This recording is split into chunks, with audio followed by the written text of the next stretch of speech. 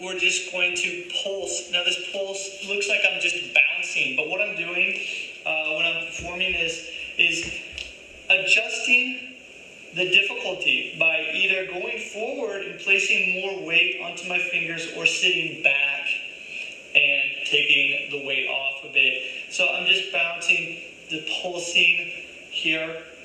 That's about 10 times I'm doing this. Next, I'll put my hands flat on the ground and splay my fingers, open my fingers. I will pull my hands up off the ground so that I still keep this part of my hand, the knuckle part of my hand, on the ground. But as I go up, I just get a good deep stretch performing this. Do it about 10 times. Let's say that's 10.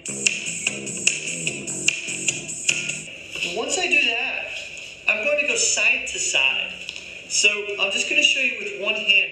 I'll go side to side, so my hand will be up off of the ground, and I'm rolling on each joint of the finger there, going side to side. About 10 times I'll do this, but again, feel free to go upwards 20 to 30 times.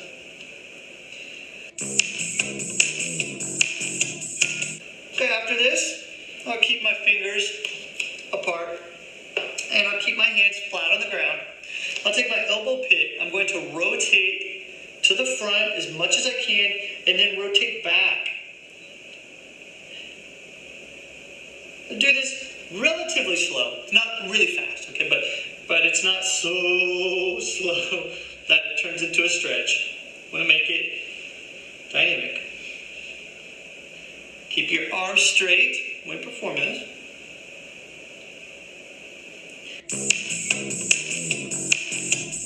Okay, next, I'll take my fingers out to the side, and I'm just going to go side to side.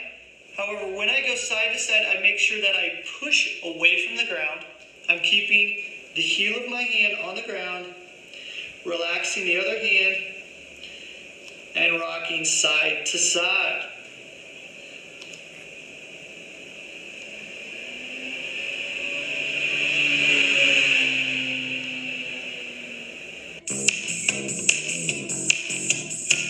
Okay, next I'm going to take my fingers and have them face my knees. I'll show you this from the side. If you have trouble with this in keeping the heel of your hand on the ground, or you might need to bend your arms in order to do that, that probably means that your hand is too far away from your knees. So either bring your knees forward or bring your fingers back. Either one's just fine. From here, with your arms locked out, you're going to exhale and sit back, making sure to keep your hands flat on the ground. It's going to go about 10 times. Exhale when you perform this. Okay, next, I'm going to flip my hands over. And first, I'm going to sit back, similar to what I was just doing, but my palms are facing upwards. I'm just going to do this about 10 times. Once we perform this, then we're going to rotate our elbows. So in the front. Make sure that you don't let your fingers move when you're performing this. So like they don't do this. You don't want this. So something that I found that helps is you kind of do the Star Trek, I don't even know what it's called, thing, and put your fingers in between your knees. So what this does is it kind of locks your fingers into place so that when you rotate your elbow pit, your fingers don't move. It's a little trick that I like to do.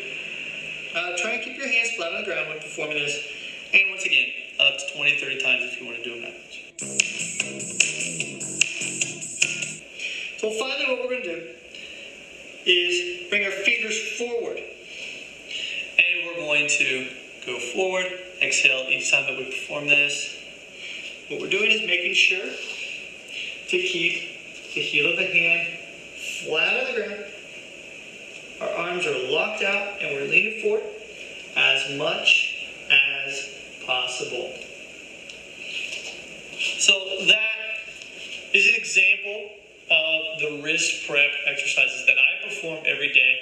There are many, many more that we could do, but this is the little routine that I take all of my students through whenever we do a class. And really, if you are having trouble